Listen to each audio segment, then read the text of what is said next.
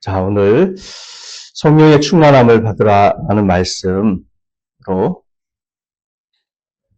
세 번째 말씀 전하는데요. 오늘은 에베소서 5장 18절부터 20절까지를 읽겠습니다. 술에 취하지 마십시오. 거기에는 방탕이 따릅니다. 성령의 충만함을 받으십시오. 시와 찬미와 신령한 노래로 서로 화답하며 여러분의 가슴으로 주님께 노래하며 찬송하십시오. 모든 일에 언제나 우리 주 예수 그리스도의 이름으로 하나님 아버지께 감사를 드리십시오. 아멘. 자, 우리가 예수님을 영접한 순간부터 성령님은 우리 마음을 성전으로 삼으시고 우리 안에 거하십니다. 절대로 떠나지 않으십니다. 그러나 성령님은 인격이시기 때문에 우리가 불순종하고 죄를 짓고 하나님과 그분의 뜻에 대해 무관심한 삶을 살 때 매우 슬퍼하십니다. 성령님은 우리의 불순종과 죄로 인해 당신의 열정과 에너지가 방해를 받으시기도 하지요.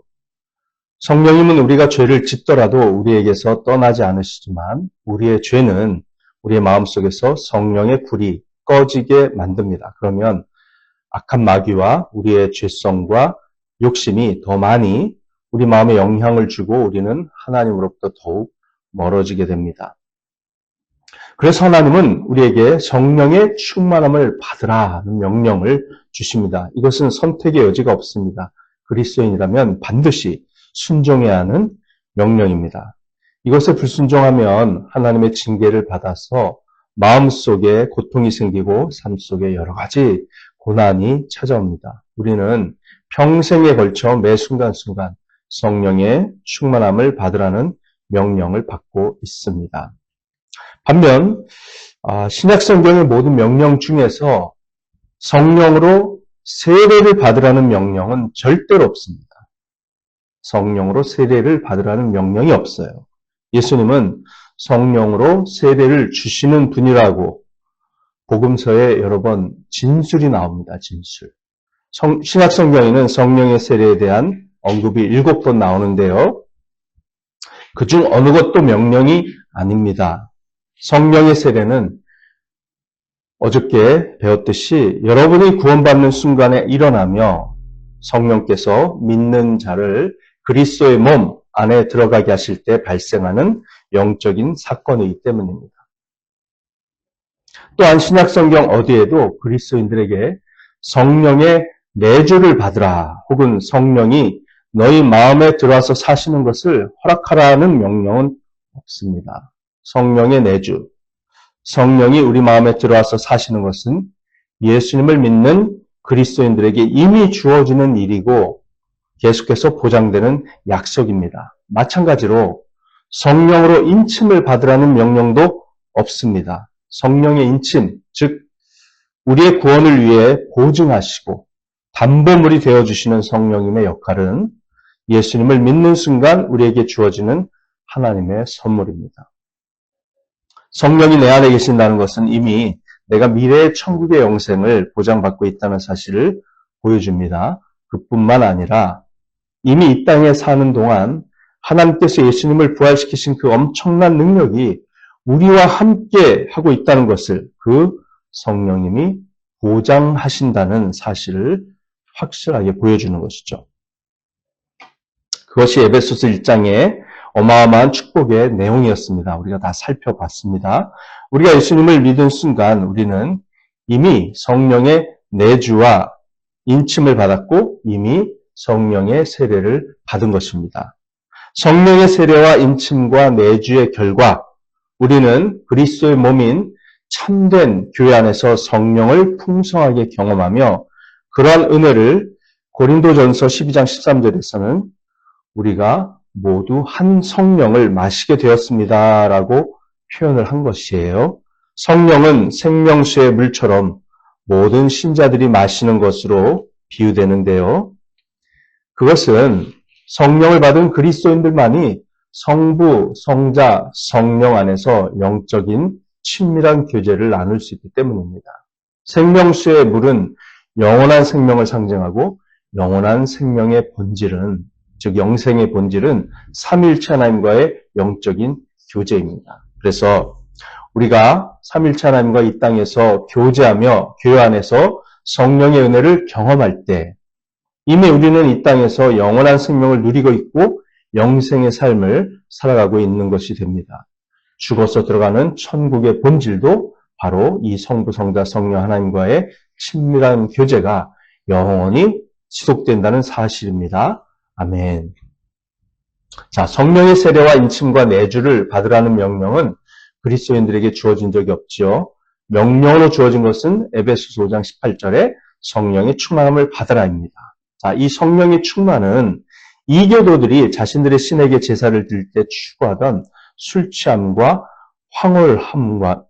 황홀경과는 완전히 다릅니다. 자, 이제 에베소서 5장 18절에 명령의 문장을 문법적으로 좀 따져보고 거기서 하나님의 말씀의 소중한 가르침을 받도록 하겠습니다. 자, 이 명령은 수동태이고 현재형입니다. 수동태, 현재형. 다시 말하면 내가 스스로 채우는 것이 아니고 인격이신 성령님으로부터만 채워지는 것이라는 뜻이에요. 또한 명령 자체가 현재형이므로 항상 매 순간 이 명령은 유효합니다. 우리는 며칠 동안이나 몇 년 동안만 성령으로 충만하면 되는 것이 아니라 평생 매 순간 성령으로 충만해야 한다는 명령을 받고 있는 것이죠. 5분 전에 성령으로 충만했던 것이 지금 이 순간에는 아무런 도움이 되지 않습니다. 계속해서 성령의 충만함을 받아야 합니다. 순간순간이 중요한 것이에요. 자, 성령의 충만함을 받으라라는 이 문장에서 충만하게 되어라라는 동사는 그리스어로 플레로입니다. 플레로. 자, 이 동사의 뜻을 이해하려면 세 가지 개념을 차례로 살펴보는 것이 도움이 됩니다. 첫째, 플레로라는 단어는 바람이 돛담배의 돛의 한 면에 가득 차도록 불어와서 돛에 압력을 넣고 돛을 밀어서 큰 배를 움직인다는 의미로 사용됩니다.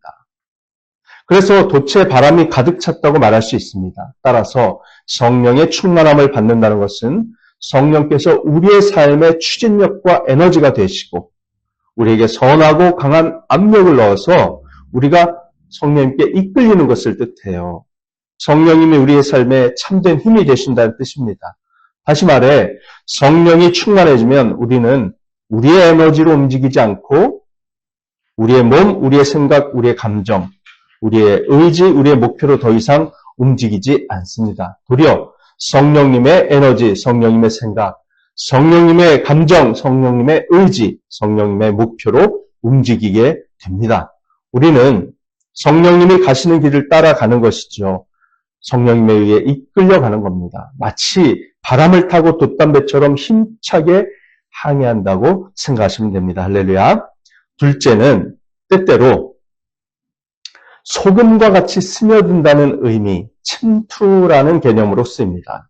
소금은 잘 스며들기 때문에 어떤 식재료나 음식에 소금을 충분히 뿌려두면 보존이 되죠. 그리고 음식을 먹을 때도 소금을 넣으면 음식 전체에 소금의 짠맛이 스며들어서 음식 전체가 맛있어집니다. 성령의 충만은 성령께서 나와 함께 계심으로 나의 인격과 삶 속에 깊고도 폭넓게 스며들어서 내 삶에 하나님의 거룩하고 아름다운 맛이 나는 상태입니다. 우리가 성령의 충만함을 받으면 누군가가 우리 곁이나 주위에 있을 때 마치 예수님이 우리의 삶에 맛을 더해 주시는 것처럼 그들이 예수님과 함께 있었다고 생각할 정도로 성령께서 우리에게 스며드는 것입니다. 그게 성령 충만의 맛입니다. 셋째, 자, 이 플로로라고 하는 이 단어, 특별히 사복음서에 많이 나오는데요. 대부분의 경우 이 플레로는 완전한 통제와 지배를 뜻합니다. 플레로라는 단어의 핵심 개념은 바로 통제와 지배예요. 특히 복음서에는 어떤 감정에 지배당하는 현상을 설명할 때 이 단어를 썼습니다. 요한복음 16장 5절 6절을 보세요. 그러나 나는 지금 나를 보내신 분에게로 간다. 그런데 너희 가운데서 아무도 나더러 어디로 가느냐고 묻는 사람이 없고 도리어 내가 한 말 때문에 너희 마음에는 슬픔이 가득 찼다. 자, 요한복음 16장 6절에는 슬픔에 가득 찼다라고 되어 있습니다. 다시 말해 행복과 균형을 이룰 수 없을 정도로 슬픔이 가득 차서 완전히 슬퍼하고 있다는 뜻입니다. 그때 플레로라고 하는 똑같은 동사를 썼어요. 자, 예수님께서 자신들을 떠나서 돌아오지 않으실 거라는 얘기를 하자 제자들의 감정이 슬픔으로 가득 찼던 것입니다. 자, 이제 이해를 돕기 위해서 제가 예를 하나 들어보겠습니다. 대부분의 경우 우리는 인생에서 슬픔과 행복의 감정의 균형을 맞출 수 있습니다. 자, 오른쪽 저울에 슬픔이 있고 왼쪽 저울에는 행복이 있다고 생각해 보세요. 자, 우리가 인생을 살면서 약간의 슬픔을 겪고 나면 행복한 것을 생각하게 됩니다. 자, 사무실에서 일을 하다가 잘 안 풀리면 집에 가서 일을 하면 더 잘 될 것 같다는 생각하면서 균형을 맞춥니다. 슬픈 얘기는 더 이상 하고 싶지 않으니 행복한 얘기를 해보자고 말하기도 하죠. 하지만 가끔은 그 균형을 유지할 수 없을 때가 있죠.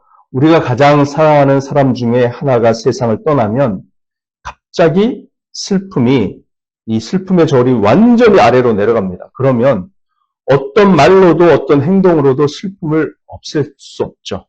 바로 그때 우리의 감정은 슬픔으로 가득 찬 상태가 됩니다. 감정의 균형을 잡기까지 꽤 오랜 시간이 걸립니다. 슬픔의 감정에 지배당해서 더 이상 균형을 유지할 수 없게 되는 것이 바로 플레로입니다. 슬픔의 감정이 자신의 생각과 의지를 거의 통제할 정도로 영향을 미치는 상태, 그것을 말하는 거죠. 자, 이제 우리가 그리스도인의 삶을 사는 방식도 마찬가지입니다. 우리 대부분은 그리스도인의 생활의 처음 시기에 이런 식으로 균형을 맞추면서 삽니다. 여기 오른쪽에 성령님이 계시고 왼쪽에 자아가 있습니다. 신앙이 성장할수록 우리는 성령의 충만함을 경험하는 빈도가 늘어납니다만 여전히 원래 자신이 살던 방식인 자아의 지배 상태로 돌아가곤 합니다. 그런 상태를 계속 반복해요. 그러나 성령님은 그것을 원하지 않습니다. 하나님 우리에게 명령하신 정상적이고 성숙한 신앙의 모습은 우리의 자아의 지배 상태를 내려놓고 성령님의 지배 상태가 지속되는 것입니다. 그것이 성령의 충만함이고 그런 상태가 우리로 하여금 가장 유능하고 가장 자신다운 상태가 되게 합니다. 왜냐하면 우리가 자아의 지배 상태를 내려놓는다고 해도 우리 자신이 없어지는 것이 아니며 성령님이 우리를 지배하셔서 우리 자아가 가장 아름답고 긍정적인 모습에 걸맞게 우리를 성령님이 사용하시기 때문이죠. 어쨌든 그렇게 우리는 신앙이 성장하면서 어느 순간 성령님에게 모든 것을 양보하고 완전히 자아가 사라지고 성령님에 의해 지배를 받습니다. 성령으로 충만해지는 것을 기뻐하고 더욱더 그것을 원하게 됩니다. 우리의 모든 감정, 모든 의지, 행위, 모든 사고 과정, 모든 것이 그분에 의해 통제되는 것, 그것이 바로 성령으로 충만해진다는 것의 의미입니다. 자, 그리고 다시 자아가 지배하는 방식으로 되돌아가더라도 성령으로 충만한 상태가 너무 좋았기 때문에 다시 그 성령으로 충만한 상태를 간절히 원하게 되고 그 상태를 유지하도록 하나님 앞에 자신을 내어드리는 신앙 훈련을 자발적으로 하게 되는 것이죠. 자, 성령의 충만은 우리의 생각이 성령님에 의해 마치 바람으로부터 힘을 받아서 앞으로 나아가고 이끌림을 받는 것입니다. 성령의 충만은 우리의 생각에 소금과 같이 예수 그리스도의 맛이 스며드는 것입니다. 성령의 충만은 예수 그리스도의 통제와 지배와 다스림을 받는 것입니다. 마태복음 4장 1절, 또 마가복음 1장 12절, 누가복음 4장 1절을 보면요. 예수님께서도 성령의 충만함을 받으셨습니다. 거기 플레로라는 동사가 쓰였습니다. 자, 예수님도 성령님께 모든 주도권을 내어 맡겨드리고 성령의 강한 이끄심을 받아서 구원자로서의 사역을 시작하셨습니다. 이처럼 성령의 충만이란 성령의 인도를 받고 성령의 지배를 받는다는 그런 뜻이 가장 중요한 것입니다. 자, 성령의 충만을 받지 않으면 우리 안에 살아계신 성령님이 슬퍼하시고 또한 성령님의 힘과 열정과 에너지를 우리의 마음과 삶 속에서 소멸시킵니다. 성령으로 충만하지 않으면 우리들의 모든 노력은 영적으로 볼 때 아무 소용이 없습니다. 자, 여기서 장갑의 비유를 사용할 수 있습니다. 장갑이 있었는데 안 보이네요. 장갑이 있어요, 장갑. 장갑을 여기다 놓고 장갑아 가서 피아노를 쳐라라고 말하면 장갑은 뭘 할까요? 그냥 가만히 놓여 있죠. 움직일 수가 없습니다. 제가 그 장갑에다가 손을 딱 넣고 제 아내가 피아노를 이렇게 딱 치면요. 어떻게 될까요? 만약에 피아노를 치는 그 장갑 낀 손만 카메라에 담는다고 하면 마치 손은 안 보이잖아요. 장갑이 혼자 피아노를 치는 것처럼 아름답게 보이겠죠. 하지만 실제로는 우리의 손이 장갑을 끼고 피아노를 치는 것입니다. 그리스도인으로서 당신은 장갑입니다. 장갑. 장갑은 손 없이는 아무것도 할 수 없듯이 성령께서 우리 안에서 우리를 완전히 다스리시고 움직이시는 충만한 에너지 없이는 아무것도 할 수 없습니다. 여러분이 성령의 도우심 없이 스스로 노력하는 모든 것은 자기의 생각과 자기의 몸으로 하는 것이며 그 결과는 기껏해야 지푸라기에 불과합니다. 그 결과는 금은 보석이 아닙니다. 그래서 성경이 여기서 말하는 것은 성령으로 충만해야 아름다운 결과를 낼 수 있고 영적으로 효과가 있는 삶을 살 수 있다는 것입니다. 에베소서 4장에 나오듯이 복음에 합당한 삶을 살려면, 부르심에 합당한 삶을 살려면, 사랑과 겸손과 온유함으로 살려면 성령으로 충만해야 하고, 어둠이 아닌 빛 가운데서 빛의 자녀로 살려면, 또 약한 시대에서 지혜로운 자로 살아가려면, 또한 하나님을 위해 쓰임을 받으려면 성령으로 충만해야 한다는 것입니다. 성령으로 충만해서 하나님의 성품과 거룩함이 우리의 영과 인격에 스며들어야 하고, 하나님의 능력에 붙들려야 하고, 하나님의 임재에 의해 지배를 받아야 합니다. 성령께서 우리를 지배하시도록 매 순간 자신을 드리고 순종하려는 자세를 가져야 하고, 성령께서 기뻐하시는 뜻이 무엇인지를 매 순간 깨달으며 성령께 여쭙고 인도하심을 받아야 합니다. 그 모든 일은 무엇을 기준으로 또 무엇을 재료로 해야 할까요? 바로 성경 말씀입니다. 기록된 성경 말씀. 그 범위를 넘어서서 생각하는 것은 모두 위험한 일입니다. 그렇게 하나님의 말씀을 따라 성령께 다스림을 받아서 모든 일을 하는 그런 삶을 지속하지 않으면 주님께서는 여러분에게 아무것도 하실 수 없고 여러분은 시간 낭비를 하는 겁니다. 하나님의 말씀에 따라 자신의 생각을 매 순간 하나님께 드리고 하나님의 임재에 사로잡히게 되고 성령의 다스림을 받는 것. 그것이 성령의 충만입니다. 그러려면 먼저 자신의 자아의 생각, 고집, 교만, 욕심, 죄성에서 나온 판단, 감정 등을 다 회개해야 합니다. 순간순간 그런 것이 마음에서 떠오를 때마다 하나님께 그 모든 것을 회개하고 고백해야 합니다. 그리고 자신의 생각과 전 존재를 성령께서 지배하시도록 순간순간 자아를 내어드려야 합니다. 그렇지 않으면 영적으로 아무 열매도 맺을 수 없습니다. 주님은 어떤 일을 하시기 원하실 때마다 항상 성령으로 충만한 사람을 찾으세요. 사도행전 6장 5절을 보면 예루살렘 교회가 믿음과 성령으로 충만한 사람 스데반을 비롯한 7사람을 택하였다고 말합니다. 교회의 성도들은 믿음과 성령으로 충만한 사람이 누구인지 알아보아야 합니다. 그것은 말씀의 기준을 가지고 그들의 일정 기간의 삶을 테스트해보면 분별이 됩니다. 그렇게 선택되었던 스데반은 복음을 전하다가 죽을 때에도 사도행전 7장 55절에 보면 성령이 충만하여 하늘을 쳐다봤고 예수님이 하나님 옆에 서 계신 것을 보았습니다. 그리고요, 사도행전 9장 17절을 보아도요, 사도 바울은 예수님에 의해 사도로 선택될 때에 교만한 마음이 낮아지도록 하기 위해 하나님께서 눈을 멀게 하는 고통을 경험했는데 하나님은 아나니아라고 하는 믿음의 사람을 바울에게 보내어 3일 동안 눈이 멀었던 바울의 눈을 뜨게 하시고 성령으로 충만하게 하셨습니다. 또 사도행전 11장 24절에 보면 하나님은 사도 바울을 도와 여러 교회를 개척하는 선교 사역을 시키기 위해 바나바라는 사람을 선택하셨죠. 바나바는 착한 사람이고 성령과 믿음이 충만한 사람이었습니다. 사도행전 13장 9절을 보면 바울과 바나바는 이고니온에서 복음을 전할 때 반대와 박해를 받았지만 그 가운데서도 여러 사람이 예수님을 믿게 되었기 때문에 고난에도 상관하지 않고 기쁨과 성령으로 가득 차 있었습니다. 여러분, 성령으로 충만해지면 이 세상과 환경만 바라보던 것에서 바로 벗어날 수 있습니다. 하나님을 계속 바라볼 수 있고 제도와 현실, 환경, 변화되는 형편, 시련, 소유의 부족에서 눈을 돌려 그러한 지배에서 벗어날 수 있습니다. 성령으로 충만해진다는 것은 하나님께서 영광을 받으시는 한 나에게 무슨 일이 일어나든 상관없다는 뜻입니다. 성령의 충만은 현실을 초월하는 것입니다.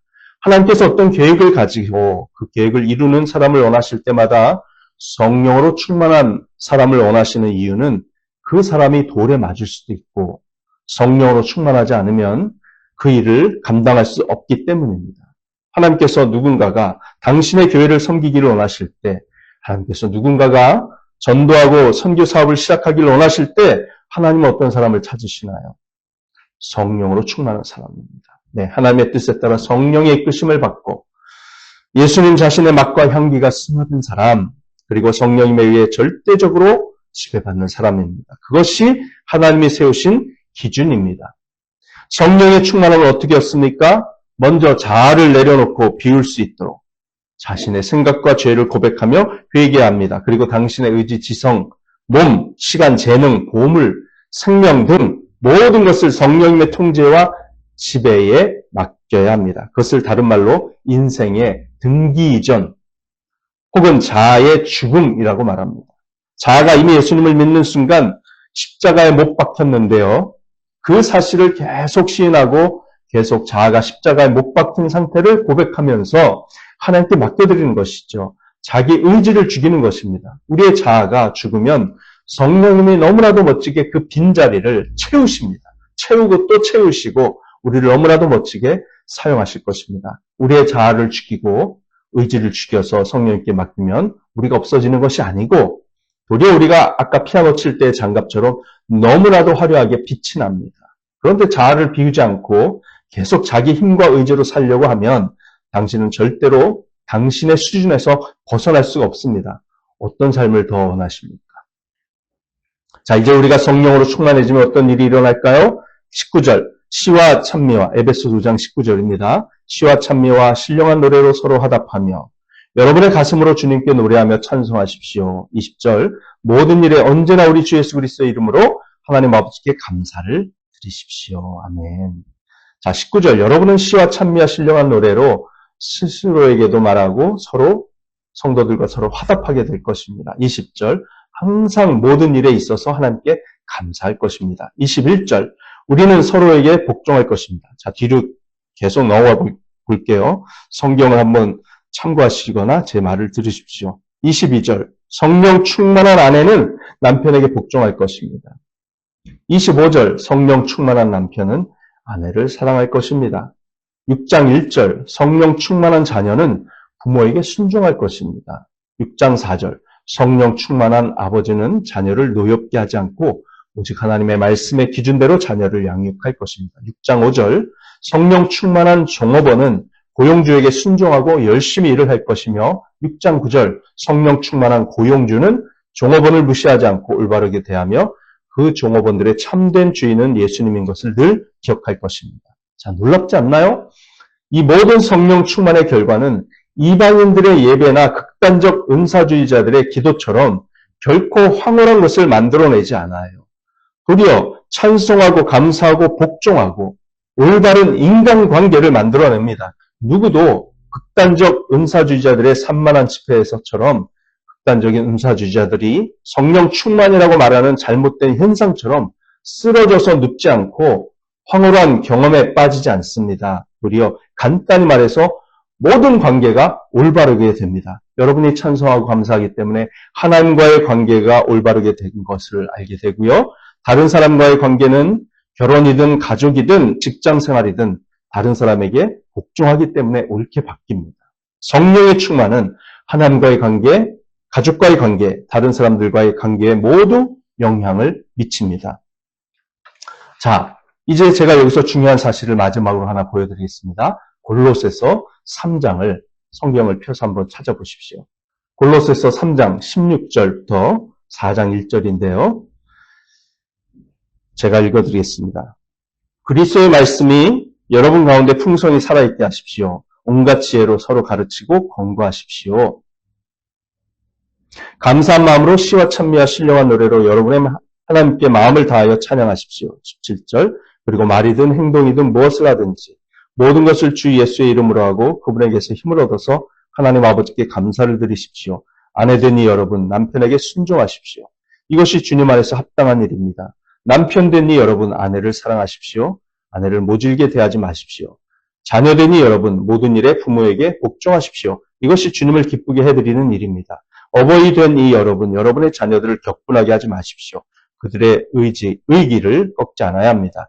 종으로 있는 이 여러분, 모든 일에 육신의 주인에게 복종하십시오. 사람을 기쁘게 하는 것처럼, 하는 자들처럼 눈가림을 하지 말고 주님을 두려워하면서 성실한 마음으로 하십시오. 무슨 일을 하든지 사람에게 하듯이 하지 말고 주님께 하듯이 진심으로 하십시오. 24절, 여러분은 주님께 유산을 상으로 받는다는 사실을 기억하십시오. 여러분이 섬기는 분은 주 그리스도이십니다. 불의를 행하는 사람은 자기가 행한 불의의 대가를 받을 것입니다. 거기에는 사람을 보고 차별을 하는 일이 없습니다. 주인 되니 여러분, 정당하고 공정하게 종들을 대우하십시오. 여러분도 하늘의 주인을 모시고 있다는 사실을 아시기 바랍니다.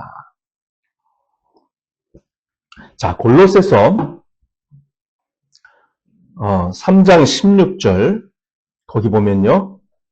뒷부분에 16절의 뒷부분 온갖 지혜로 서로 가르치고 권고하십시오. 감사한 마음으로 시와 찬미와 신령한 노래로 여러분의 하나님께 마음을 다하여 찬양하십시오. 라고 나와 있어요. 17절 모든 것을 주 예수의 이름으로 하고 그분에게서 힘을 얻어서 하나님 아버지께 감사를 드리십시오. 18절 아내된 여러분 남편에게 순종하십시오.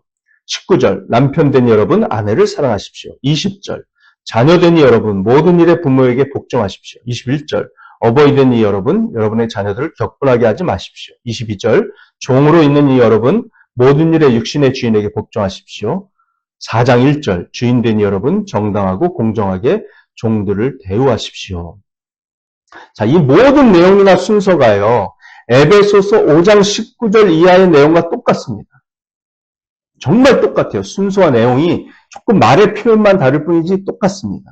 이 모든 내용은 에베소서에서는 성령의 충만함을 받은 결과들이었습니다. 그런데 이 모든 내용의 직전인 에베소서 5장 18절에 성령의 충만함을 받으라라는 명령이 있듯이 방금 읽은 골로새서 3장 16절 이하의 모든 내용의 직전인 골로새서 3장 16절 앞부분에는 그리스도의 말씀이 여러분 가운데 풍성히 살아있게 하십시오 라는 명령이 나옵니다. 그리스도의 말씀의 충만함을 받으라는 명령입니다. 자, 그렇다면 어떤 결론이 나올까요? 성령의 충만은 바로 그리스도의 말씀의 충만이고 성령의 지배를 받는 것은 바로 하나님의 말씀인 성경의 지배를 받는 것을 뜻한다는 것입니다. 할렐루야. 성령의 감동, 자신의 자아를 내려놓고요. 성령의 감동으로 기록된 하나님의 말씀으로 모든 생각이 지배를 받을 때 우리는 비로소 성령의 충만함을 받고 성령의 이끄심과 지배를 받는 놀라운 삶, 멋지고 아름다운 삶의 열매를 맺을 수 있다는 결론을 내릴 수 있습니다. 그러므로 여러분 하나님의 말씀을 계속 먹으십시오. 배우고 읽고 묵상하고 또 그 말씀이 여러분의 생각을 지배하게 하십시오. 그것이 성령의 충만함을 받는 필수적인 조건입니다. 기도하면서 찬양과 감사를 드리고 모든 교만과 자신의 생각과 방법대로 사는 것을 회개하고 자아를 죽이고 성경 말씀으로 자신의 생각을 가득 채우는 것, 그것이 성령의 충만함을 받는 비결입니다. 황홀한 상태로 감정적으로 들어가는 것은 오히려 이교도들의 방법임을 잊지 마십시오. 말씀의 지배를 받아 성령님이 우리의 영과 생각을 지배하시게 되면 무아지경 속에서 황홀해지는 것이 아니라 기쁨과 평강이 가득 차고 모든 관계들이 회복되는 결과와 아름다운 열매를 맺습니다. 그 마지막은 가족 구원이고 그 모든 과정은 직장과 가정과 사업의 모든 인간관계 속에서 하나님께 영광을 돌리는 수많은 간증들이 될 줄 믿습니다. 저 여러분 모두 그런 열매 맺으시기를 소망합니다. 기도하시겠습니다. 할렐루야, 찬양과 영광을 받으실 우리 하나님, 너무나도 좋은 그런 삶을 우리에게 약속하시고 성령의 충만함을 받으라는 명령을 주셨습니다. 그러나 성령님께서 그것을 해주시길 원하시기 때문에 우리는 수동적으로 그것을 받아들이기만 하면 참으로 성령님 우리를 다스리시고 지배하셔서 놀라운 삶의 열매를 맺게 하신 줄 믿습니다. 하나님, 그런 아름다운 열매를 삼아오니 주여 우리를 다스려 주시고 충만케 하셔서 말씀으로 충만케 하시고 성령으로 충만케 하셔서 주의 영광 위에 사용하여 주시옵소서. 감사하며 예수님의 이름으로 기도합니다. 아멘. 네, 사랑하고 축복합니다. 오늘도 복된 하루 되시기 바랍니다. 기도하는 시간 갖겠습니다.